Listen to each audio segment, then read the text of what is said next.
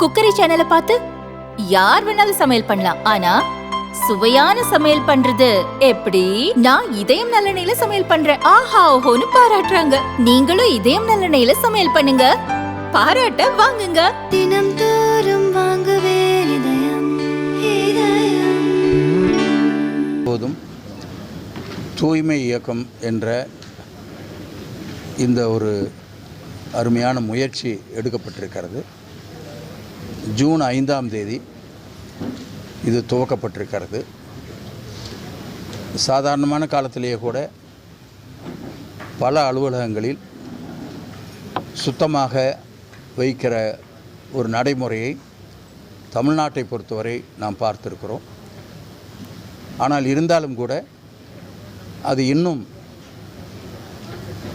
பொதுமக்களுக்கும் கொண்டு போய் சேர்ப்பதற்கு இது ஒரு அடையாளமாக இருக்க வேண்டும், ஒரு விழிப்புணர்வை ஏற்படுத்த வேண்டும் என்பதற்காக அதற்காக உறுதிமொழி ஏற்பது, அதை தொடர்ந்து கண்காணிப்பது, ஒவ்வொரு மாதமும் கடைசி வெள்ளிக்கிழமை அன்று அத்தனை இந்த பொருள்களையும் கொண்டு வந்து ஒரு இடத்துல சேர்த்து உரிய இடத்திற்கு அனுப்புவது என்ற ஒரு வழிமுறையை ஒரே மாதிரியாக நாடு முழுவதும் நடக்க வேண்டும் என்பதற்காக இப்படி ஒரு வழிமுறையை ஏற்படுத்தி அதற்கான ஒரு உறுதிமொழியும் எடுக்கப்பட்டிருக்கிறது.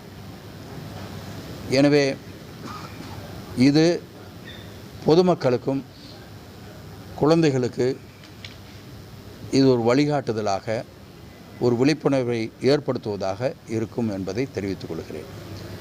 இது ஒரு சின்ன விஷயமாக தோன்றலாம், ஆனால் எத்தனை லட்சம் பேர் அலுவலகங்களிலே பணியாற்றுகிறார்கள், அங்கே எவ்வளவு அந்த குப்பைகள் வருவது தவிர்க்க முடியாததாக இருக்கும். எனவே அதையெல்லாம் ஒரு முறைப்படுத்துவதற்காக, ஏற்கனவே அவங்க அதை ரொம்ப மோசமாக நடத்துகிறாங்கன்னு சொல்கிறதுக்காக அல்ல, முறைப்படுத்துவதற்காக ஒரே மாதிரியாக நடக்க வேண்டும் என்பதற்காக இதுபோல் ஒரு இயக்கத்தை இன்றைக்கு துவங்கி இருக்கிறார்கள், உறுதிமொழி எடுத்திருக்கிறார்கள். மாண்புமிகு தமிழ்நாடு முதலமைச்சர் அவர்கள் எந்த பணியாக இருந்தாலும் அது பல விதமாக சிந்தித்து அதை பற்றி பல பேரிடத்திலே ஆலோசித்து ஒவ்வொன்றையும் செய்கிற நடவடிக்கையை நாங்கள் பார்த்து கொண்டிருக்கிறோம். எனவே அந்த வகையிலே தான் இது போன்ற ஏற்கனவே ஏதாவது ஒரு திட்டம் இருந்தால் கூட அதிலே என்ன சீர்திருத்தம் வேண்டும், புதிதாக என்ன திட்டங்கள் துவங்க வேண்டும், அது சிறிய திட்டங்களிலிருந்து பெரிய திட்டம் வரை இந்த மக்களுக்கு பயன்படுகிற வகையிலே இருக்க வேண்டும் என்று அவர்கள் கருதுகிறார்கள். எனவே தான் ஒரு தூய்மை என்பது ஆரம்பித்து மிகப்பெரிய தொழில் நிறுவனங்கள் முதலீடு செய்ய வேண்டும் என்பதற்காக அவர் எடுத்த மிகப்பெரிய முயற்சி இன்றைக்கு பல பேர் பாராட்டுகிற அளவிற்கு, ஏற்கனவே சில அரசுகள் அல்லது ஒன்றிய அரசு போட்ட ஒப்பந்தங்களிலே பெரும்பகுதி வராத சூழ்நிலை ஏற்பட்டும் கூட தமிழ்நாட்டிலே மாண்புமிகு முதலமைச்சர் அவர்கள் போட்ட ஒப்பந்தம் பெரும்பகுதியானது இங்கே வந்து முதலீடை செய்கிற ஒரு நிலையை நாம் பார்க்கிறோம். எனவே அந்த வகையிலே பல திட்டங்கள் மாண்புமிகு முதலமைச்சர் அவர்கள் எடுத்து செய்து கொண்டிருக்கிறார்கள். நம்முடைய மாவட்டத்திற்கு நிறைய திட்டங்களை அவர்கள் கொடுத்து கொண்டிருக்கிறார்கள். குறிப்பாக நான் ஏற்கனவே சொல்வேன், பேருந்து நிலையம், 2 பேருந்து நிலையம், ஏன்னா அது அவ்வளோ முக்கியமானது. அதே போல் காய்கறி மார்க்கெட்டு, அந்த மார்க்கெட்டு பொழுது சோலாரில் நடந்து கொண்டிருக்கிறது. அந்த பணி முடிந்து அங்கே போகிற பொழுது இதெல்லாம் இன்னும் கொஞ்சம் அந்த பார்க் ஏரியாலாம் சுத்தமாக இருப்பதற்கும் வேறு பயன்பாட்டிற்கும் அதை கொண்டு வருவதற்கு வசதியாக இருக்கும். அது மட்டுமல்லாமல் இப்போ சிக்கையா அரசு கல்லூரி, முதல்ல சிக்கநாயக்கர் கல்லூரி இருந்தது, சிக்கையா அரசு கல்லூரி எடுக்கப்பட்டிருக்கிறது. அது ஒரு 3.5 ஆண்டு காலம் போராடித்தான் அதை எடுக்க முடிந்தது. அது ஒரு 3 மாத காலத்தில் அந்த பணி முடிஞ்சிருக்க வேணும். அப்படி முடிஞ்சிருந்ததுன்னா இந்நேரம் அதில் எல்லா திட்டங்களும் அதில் நிறைவேறி பயன்பாட்டிலே இருந்திருக்கும். இப்பொழுது தான் ஐஏஎஸ் அகாடமிக்காக பணம் ஒதுக்கப்பட்டு அந்த இடம் இப்பொழுது பார்க்கப்பட்டிருக்கிறது. அநேகமாக 29ஆம் தேதி அதற்கு ஒப்பந்த புள்ளி கோரி அதற்கு பின்னாலே பணி துவங்க இருக்கிறார்கள். அதில் ஒரு வேண்டுகோளாக நான் இதை நீங்கள் கொஞ்சம் ஹைலைட் பண்ணணும்னு வந்து கேட்டுக்கிறேன். ஒரு வேண்டுகோளாக நான் வைப்பது, அதில் ஒரு தரைத்தளம், அதற்கு மேலே 2 தளம், அதாவது கிரவுண்ட் +2 இந்த மாதிரியான ஒரு 3 ஃப்ளோர் அதில் போடுறதுக்கு உண்டான ஏற்பாடு செய்யப்பட்டிருக்கிறது. ஏன்னா ஒரு கணக்கீட்டின்படி அது போதும் என்று தான் இப்பொழுது கணக்கிடப்பட்டிருக்கிறது. முதல் கட்டமாக கிரவுண்ட் +1 கட்டிட்டு அதுக்கு பின்னாடி இன்னொரு ஃப்ளோர் தேவைன்னாக்க கட்டலாம் என்ற திட்டம்தான் இப்பொழுது இருக்கிறது. நாங்கள் என்ன அதிகாரிகளிடத்தில் பேசியிருக்கிறோம், அமைச்சரிடத்தில் பேசியிருக்கிறோம், முதலமைச்சரிடத்துலையும் சொல்ல இருக்கிறோம். நாம் வந்து கிரவுண்ட் +1ன்னு கட்டிட்டு மறுபடியும் அடுத்த ஃப்ளோர் போகும்போது கொஞ்சம் டிஸ்டர்பன்ஸ் இருக்கும். அதனால் இப்போவே கிரவுண்ட் +2யும் கட்டிடலாம் அப்படின்னு சொல்லி ஒரு யோசனை வச்சுருக்கோம். பட் இருந்தாலும் அவசியம் இல்லாமல் கட்டினா அது வேஸ்ட்டாக போகும். அதனால் இப்போ என்னுடைய வேண்டுகோள், பள்ளியில் படிக்கிற மாணவர்கள், கல்லூரியில் படிக்கிற மாணவர்கள் அல்லது படித்து விட்டு வெளியில் வந்து போட்டித் தேர்வுக்காக அல்லது IAS IPS எழுதுவதற்காக தயார் செய்து கொண்டிருக்கிற மாணவர்கள் எவ்வளவு பேர் அந்த IAS அகாடமியை வந்து பயன்படுத்துவார்கள் என்ற ஒரு கணக்கு, அதை நாங்கள் வந்து இப்போ சிஓட்ட சொல்லியிருக்கோம். அதை கால்ஃபார் பண்ணி எங்களுக்கு ஆன்லைனில் கேட்டு ஒரு பட்டியலை கொடுங்கன்னு கேட்டிருக்கோம். அந்த மாதிரியான ஒரு கணக்கீடு வந்தால், அந்த 3 ஃப்ளோரும் அவசியம் என்று இருந்தால் நிச்சயமாக மாண்புமிகு முதலமைச்சர் அவர்கள் அதற்கு பணம் ஒதுக்கி கொடுத்து விடுவார்கள். எனவே முதல்லையே ஒரு கணக்கீடை எடுத்து விடலாம் என்று நாங்கள் கருதுகிறோம். நேற்று அந்த மேப்பை காமிச்சாங்க, டிராயிங் எங்ககிட்ட காமிச்சாங்க, ரொம்ப அழகாக இருக்குது. அது கல்லூரியில் முன்னாடி போன உடனே இருக்கும்.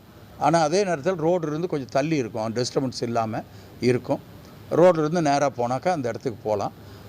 அந்த மாணவர்கள் போகிற பொழுது அவர்களுக்கு எந்த டிஸ்டர்பன்ஸோ, அவர்கள் படிக்கிற பொழுது எந்த டிஸ்டர்பன்ஸோ இல்லாத அளவுக்கு செய்யப்படுகிறது. நூலகம், அடுத்த பெரிய நூலகம் வருகிற பொழுதும் அதை ஒட்டித்தான் வருகிறது. எனவே இந்த மாணவர்கள் 2லையும் இருக்கிற புத்தகங்களையும் பயன்படுத்தி கொள்ளலாம்.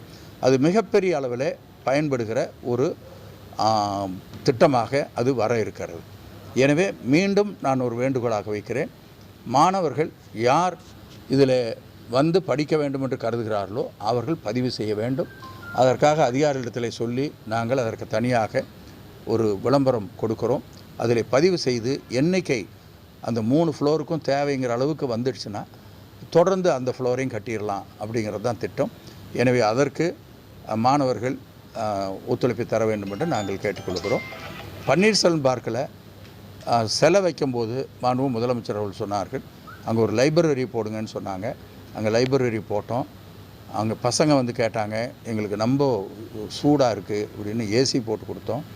அப்புறம் கேட்டாங்க, இங்கே வந்து ரெஸ்ட் ரூம், டாய்லெட்டு நாங்கள் பின்னாடி போக வேண்டியிருக்கு, உள்ளே இருந்தால் பரவாயில்லைன்னாங்க. அதை நாங்கள் கட்டி கொடுத்தோம். இதெல்லாம் நாங்கள் எதிர்க்கட்சியாக இருக்கிற பொழுதே செஞ்சு கொடுத்தோம். அங்கே படித்த மாணவர்களில் பல பேர் உயர்ந்த இடத்திற்கு ஒரு எக்ஸாம் எழுதி போயிருக்காங்க.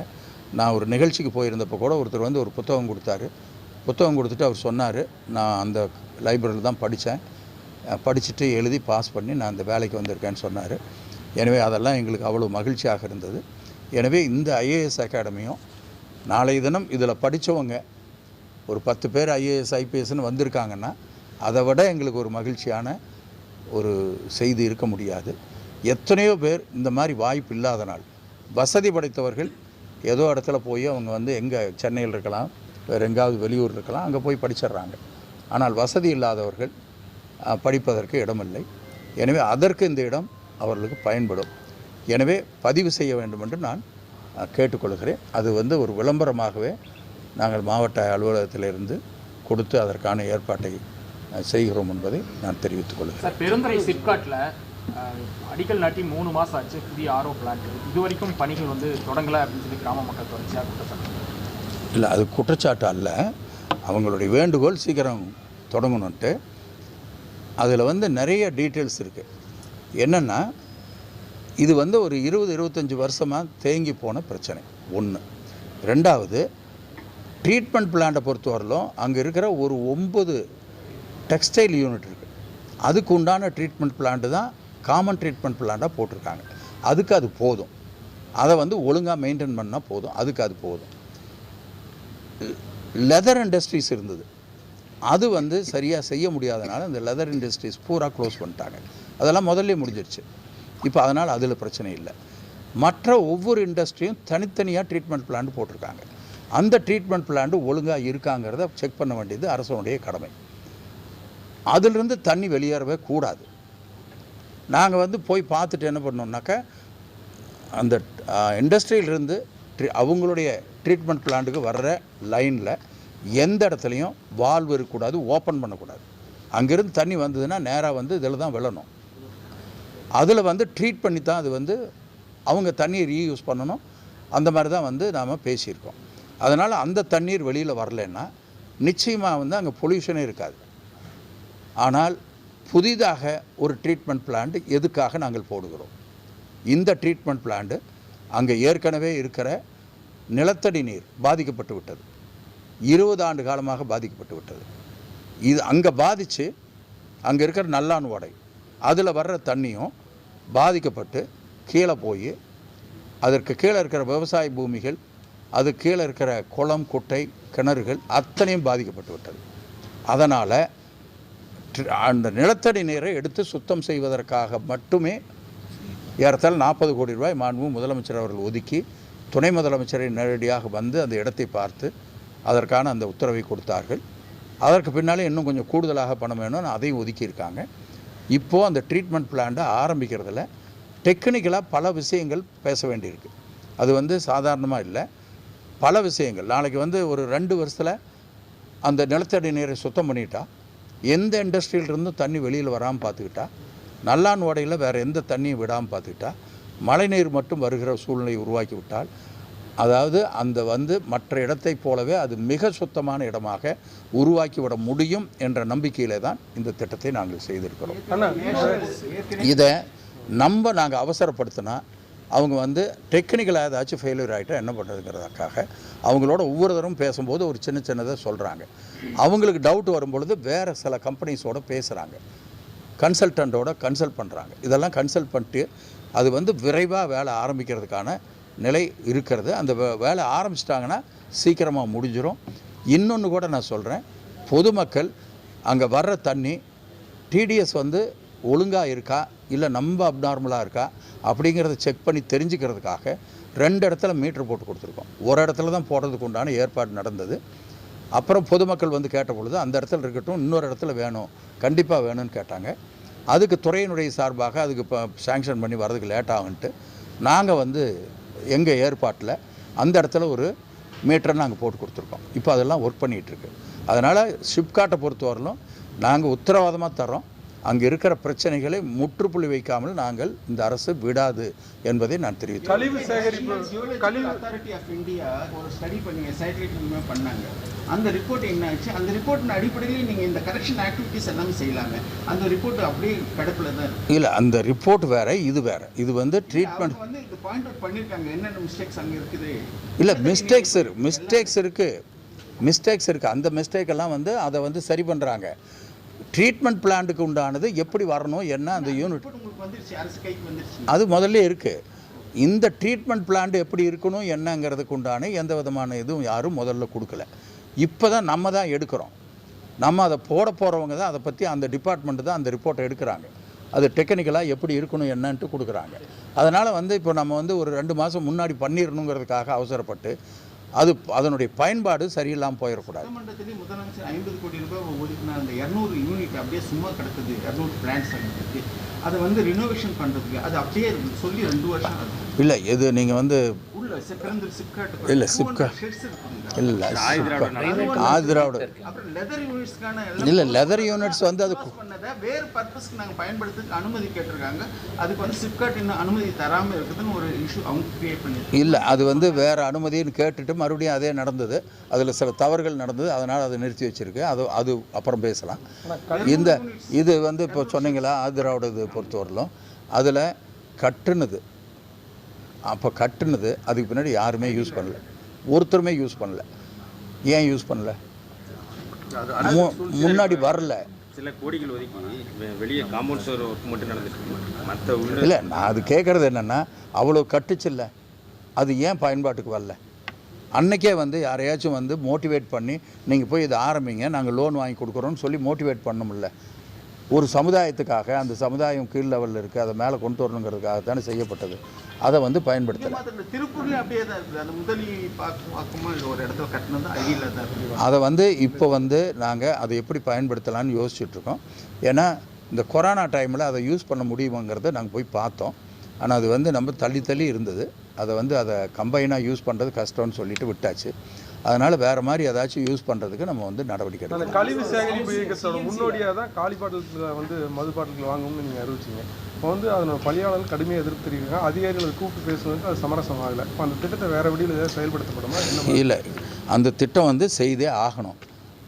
2 விஷயத்துக்காக. ஒன்று வந்து நீதிமன்றம் சொல்லியிருக்கு, அதனால் வந்து அதை செய்ய வேண்டியது கட்டாயம், நம்ம செஞ்சே ஆகணும். அடுத்து அவசியமும் இருக்குது. ஏன்னா இந்த காலி பாட்டில் தான் கொண்டு போய் வயலில் போட்டுறாங்க, ரோட்டில் போட்டுறாங்க, இந்த மாதிரிலாம் நடக்குது. அதனால் வந்து அதை தடுக்கிறதுக்காக தான் இந்த காலி பாட்டிலுக்கு வந்து 10 ரூபா அவங்க எக்ஸ்ட்ரா கொடுத்துட்டு போயிடணும். திரும்பி வந்து அந்த பாட்டில் கொடுக்கும்போது 10 ரூபாய்க்கு கொடுத்துட்றோம். ஆனால் எல்லோரும் என்ன அண்டர்ஸ்டாண்ட் பண்ணுறாங்கன்னா, பாட்டில் 10 ரூபா எக்ஸ்ட்ரா வாங்குறாங்கன்னு அண்டர்ஸ்டாண்ட் பண்ணுறாங்க. அது வந்து திருப்பி கொடுக்குற பணம். பாட்டில் வந்தால் கொடுத்துருவோம், பாட்டில் வரலைன்னா அவங்களுக்கு நஷ்டம். சரி, அந்த பாட்டில் அப்புறமேல என்ன விலைக்கு விற்கிதுன்னு தெரியுமா உங்களுக்கு?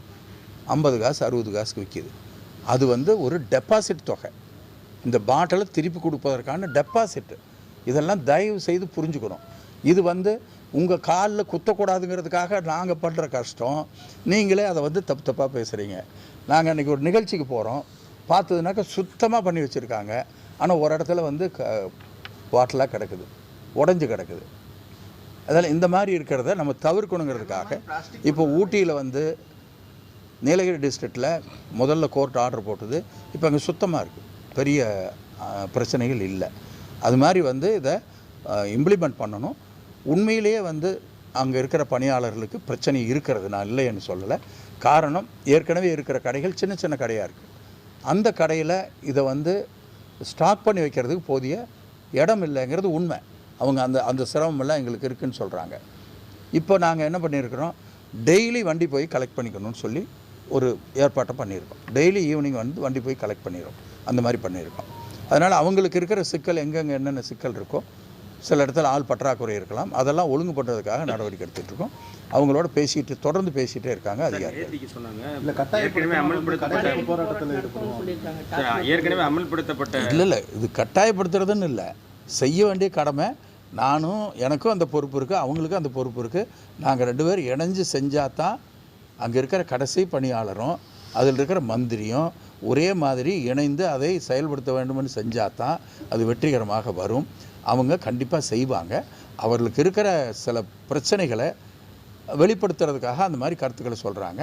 அவங்க செய்யாமல் விட மாட்டாங்க, அது எனக்கு தெரியல. அவங்க என்ன சொல்கிறாங்கன்னா, சேல்ஸ் டைமில் வந்து இதை வந்து எங்களால் வாங்க முடியாது, கூட்டமும் அதிகமாக இருக்குது, அதையும் பார்க்கணும் இதையும் பார்க்கணும் அப்படிங்கிற மாதிரி. இல்லை, அந்த சிக்கல்லாம் இருக்குது. பாட்டில் இருக்குன்னா எங்களுக்கு உயிருக்கு பாதுகாப்பு இல்லை. 10,000 ரூபாய்க்கே வந்து வெளியே வந்து கொலை பண்ணுறாங்க. பாட்டில் வந்து 1 லட்ச ரூபாய்க்கு உள்ள இருக்குதுன்னா எங்களுக்கு கொலை பண்ணுற கூட தயங்க மாட்டாங்க அப்படின்ட்டு. ஏங்க, அப்போ அதை விட சரக்கு இன்னும் அதிகமான விலை அது அவங்க இருக்குது. அது என்ன எனக்கு ஒன்றும் புரியல. ஏற்கனவே அமல்படுத்தப்பட்ட மாவட்டங்களை தவிர மற்ற மாவட்டங்கள்லேருந்து வாங்க வேண்டாம்னு சொல்லிட்டு நேற்று ஒரு சர்க்குலர் ஏதாவது கொடுத்துருக்கிறது சொல்லி சொல்கிறாங்க. இல்லை, அப்படி கொடுத்த மாதிரி எனக்கு தெரியல. இல்லை அப்படியெல்லாம் கொடுக்க முடியாது. ஏன்னா கோர்ட் ஆர்டரு எந்த டிஸ்ட்ரிக்ட்டுக்கு ஆர்டர் போடாமல் இருக்கோ அதுக்கு ஏதாச்சும் பண்ணியிருக்கலாம். நான் இருந்தாலும் செக் பண்ணுறேன். இல்லை, டெட்ரா பேக் வந்து அது எல்லாத்துடைய கருத்தையும் கேட்க வேண்டியிருக்கு, நீதிமன்றத்துடைய கருத்தையும் கேட்க வேண்டியிருக்கு. அதுக்கு பின்னாடி தான் டெட்ரா பேக் கொண்டு வரணும். பிளாஸ்டிக் பாட்டில் வராது, டெட்ரா பேக் தான். பல ஹோட்டலில் வந்து இப்போ சட்னி சாம்பார் வாங்கும்போது வரும்பொழுது பாத்திரம் கொண்டு வந்து சொல்லியிருக்காங்க. வரும்போது பாத்திரம்லாம் கொண்டு வந்து கண்ணாடி பாட்டில்ஸ் தொந்தரோட நீங்கி பழைய ரேஷன் கடை மாதிரி அளந்து ஊற்ற சொல்கிறேன் அப்படி. ஓ, அதுக்கு சொல்கிறீங்களா?